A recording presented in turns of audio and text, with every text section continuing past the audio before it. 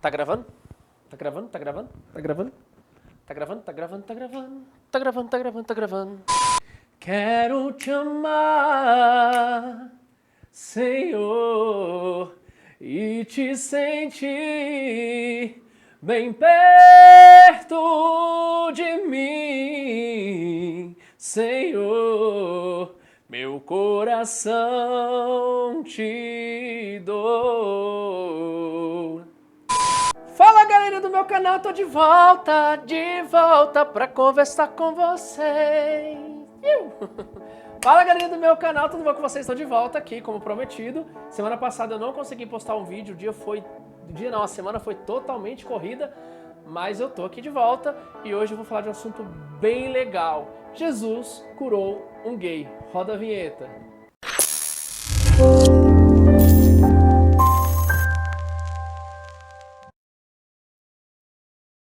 Fala, pessoal, com um pouquinho de dificuldade, mas eu tô aqui para ajudar vocês, pra gente debater mais uma vez sobre essas questões homossexuais e as questões religiosas, as questões cristãs que tanto têm abalado e abatido pessoas. Eu tinha pensado por muito tempo que essas questões entre religiosidade, cristianismo e homossexualidade já estavam ultrapassadas e que as pessoas não estavam mais ligando com isso, mas para minha surpresa, assim que eu voltei com o canal, pessoas me procuraram desesperadas, jovens, inclusive muito jovens, que querem tirar a própria vida.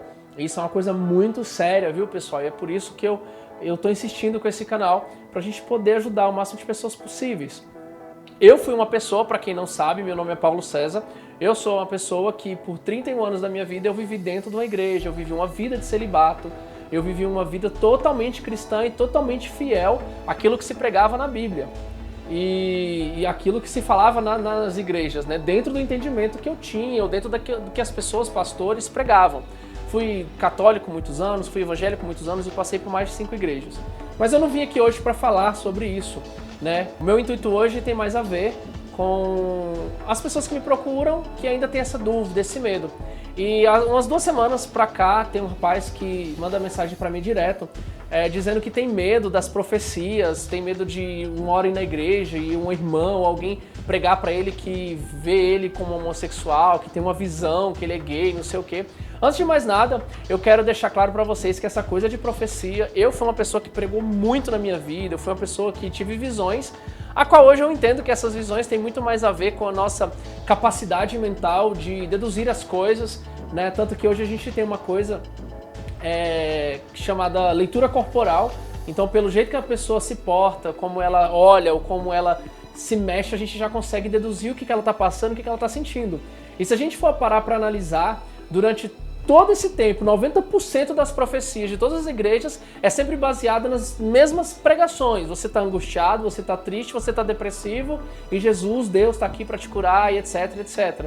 Isso são coisas que 100% da população, 90% da população passa, são coisas que todo mundo tem e a gente começa a se perguntar se essas profecias são realmente reais. E a gente passa por uma segunda questão, que é a questão das pessoas que conseguem ter uma leitura sobre nosso corpo, leitura sobre aquilo que a gente está transmitindo no olhar, no que a gente pensa, no que a gente sente.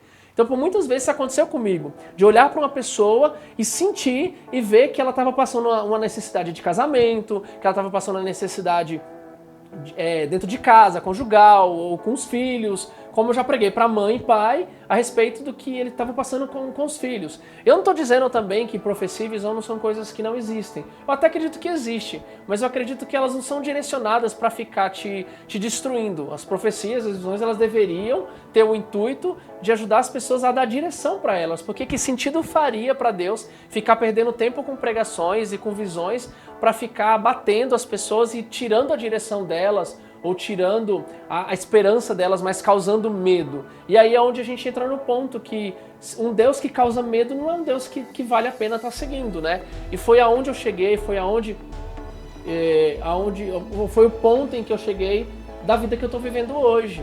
Eu acredito na existência de Deus, eu acredito que Ele está em todo lugar, mas eu acredito que Ele rege as coisas não dessa maneira de medo, mas da maneira evolutiva. Se algo não está dando certo, Ele vai dar um jeito de consertar ou de mudar aquilo para um jeito melhor. Se Ele é Deus, se Ele é poderoso, Ele é capaz de mudar qualquer coisa. Então, qual o sentido de ficar martirizando pessoas por anos e anos por conta de uma questão sexual. Não faz nenhum sentido. Mas hoje eu não quero prolongar muito, porque hoje eu trouxe um assunto muito legal para vocês dessa história de que Jesus curou um gay, né? E aí todo mundo se pergunta que título é esse?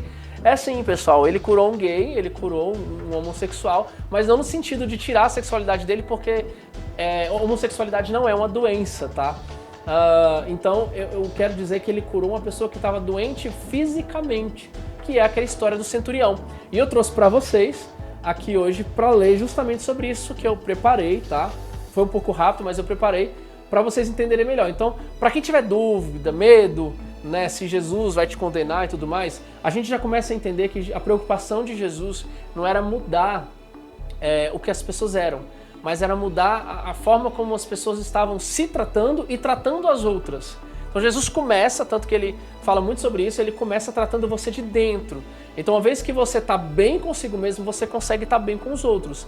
Então ele mostra que as pessoas não estão bem com as outras porque elas não estão bem consigo mesmas. E é esse tipo de reino, é esse tipo de paz que ele trouxe, que é a mensagem que Jesus traz para as pessoas, que é essa autovalorização, esse amor próprio, esse convívio de aceitação e respeito para um com o outro.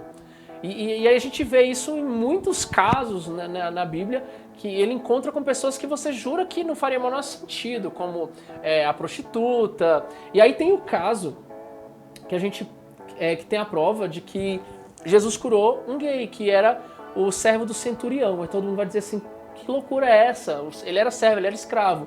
Mas eu tenho uma coisinha muito interessante que eu vi aqui, eu peguei aqui numa pesquisa dizendo: o problema é que Mateus 8, versículo 5, o autor usa a palavra grega pais para se referir ao servo. A palavra é ambígua, mas na Grécia Antiga era usada para descrever um amante sexual ou escravo sexual adolescente. O que isso quer dizer?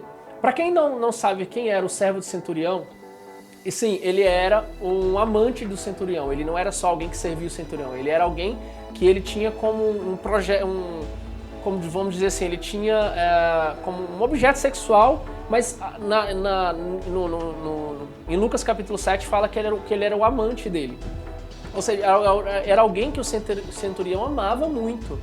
E aí, tanto que ele tem vergonha disso, e ele fala para Jesus que ele não é digno. Jesus vai até a casa, em respeito, olha para vocês verem o tanto que Jesus era incrível as atitudes. Jesus não chegou lá para ficar debatendo com ele que ele não deveria se preocupar com a questão sexual, não. Ele respeitou o tempo do centurião, o tempo do servo e curou ele do jeito que ele pediu, ou seja, a sua fé te curou. Não foi assim? Que Jesus não encontra com o centurião e respeitou a ele para ele não ficar constrangido, e porque ele acreditou que só uma palavra de Jesus o curaria, assim Jesus o fez. Então a gente entende o quanto Jesus era minucioso e ele conseguia respeitar os nossos limites. E aí que entra uma coisa linda em cima disso, né? E aí eu vou ler para vocês. Aqui, ó, em Lucas capítulo 7, versículo 2, o autor conta a mesma história. Mas aqui o centurião não falou diretamente com Jesus, mas enviou alguns líderes judeus. Eles disseram que o servo de um certo centurião, a quem muito estimava, estava doente e que o centurião amava a nação judaica. Em Lucas, o autor usa a palavra doulos, ou seja, servo, porém diz que o servo era muito estimado pelo centurião. Olha isso. O que gera estranheza, já que os soldados romanos agiam brutalmente com seus escravos. A gente consegue entender aqui que o servo centurião realmente ele era um amante, ele era um companheiro do centurião. E o centurião amava muito ele. E Jesus não questionou a sexualidade, Jesus não questionou se eles tinham caso, apenas gostou da atitude do centurião pela fé que ele tinha. E inclusive ele mesmo fala que nem em todo Israel eu achei tamanha fé. Então a gente vê que Jesus ele olha pelo que você tem dentro, o seu caráter, os seus sonhos. Olha para você ver na Bíblia, alguém que tinha uma questão homossexual foi um dos mais vistos como de maior fé dentro da Bíblia, né? Tirando Abraão e tudo mais. Então eu não quero prolongar muito porque é um assunto muito extenso e uma pesquisa muito extensa. Eu vou deixar para vocês o link de um pastor que fala e ele faz a pesquisa direitinho, do começo ao fim, do significado da palavra paz, de como que era a relação dos romanos com seus servos e tudo mais, para vocês entenderem e verem que o centurião tinha um servo, mas não era servo escravo, ele era também um amante, era alguém que ele tinha atividades sexuais com aquele servo, e Jesus foi lá e curou ele sem um pingo de discussão ou falando de reino. Jesus não falou que se ele não abandonasse aqueles atos, eles iam para o inferno e tudo mais. Não, ele simplesmente foi lá e curou, o que é interessante. Por que Jesus iria perder tempo curando, sendo que ele teria que falar sobre o reino? Porque Jesus estava atrás da fé que estava dentro dele. Então aqui que eu quero começar a dizer para vocês, se vocês estão com medo, calma, respira, relaxa. Porque se Jesus tivesse que mudar a sua sexualidade, ele estaria dando um jeito, ele estaria respeitando o seu tempo. E não é essa a questão. Então calma, respira, que Jesus não é esse ser que os religiosos colocam na cabeça de muita gente, não é esse moralista como todo mundo está pensando, tá bom? Eu não vou prolongar muito, era isso que eu queria passar para vocês, era essa mensagem que eu queria trazer para vocês. Eu estou muito feliz de estar aqui, de estar ajudando vocês. Se vocês tiverem dúvida, deixa aí para mim, para a gente poder estar debatendo. Nós temos muitos assuntos para falar sobre as questões depois que você sai da igreja, ou se você fica na igreja e você assume a sexualidade, como que é a sua vida. Eu vou compartilhar como tem sido a minha vida depois que eu saí da igreja, como tem sido a minha vida gay e tudo mais. E assim, posso dizer para vocês que eu estou super em paz, eu não vivo mais à base de medo, mas eu vivo à base de fé, eu vivo à base de liberdade. Isso é muito bom. Isso dá até uma proximidade maior de você poder enxergar Deus, enxergar a vida de uma forma mais grata, né? Se você começa a ver Deus como um ser que gera medo, que gratidão você consegue gerar no seu coração? Não é uma gratidão, é medo, e medo não faz o menor sentido. Então é isso que eu queria deixar com vocês. Espero que vocês tenham gostado. Se vocês tiverem alguma crítica, pode deixar. Eu tenho muitos evangélicos, muita gente que fala que eu vou pro inferno e tudo mais. Eu não ligo, eu acho que a cada um cabe o seu direito de pensar, desde que não desrespeite e não ultrapasse os meus limites. Mas se vocês quiserem deixar uma crítica ou alguma coisa que não faz sentido para vocês, deixe aí pra gente estar analisando e pensando, tá ok? Eu quero agradecer vocês mais uma vez e não esquece de compartilhar esse vídeo, curtir, né, compartilhar com os amigos e se inscrever no canal para me ajudar a fazer crescer. Beleza? Brigadão, tchau, tchau, até a próxima. Tchau, tchau.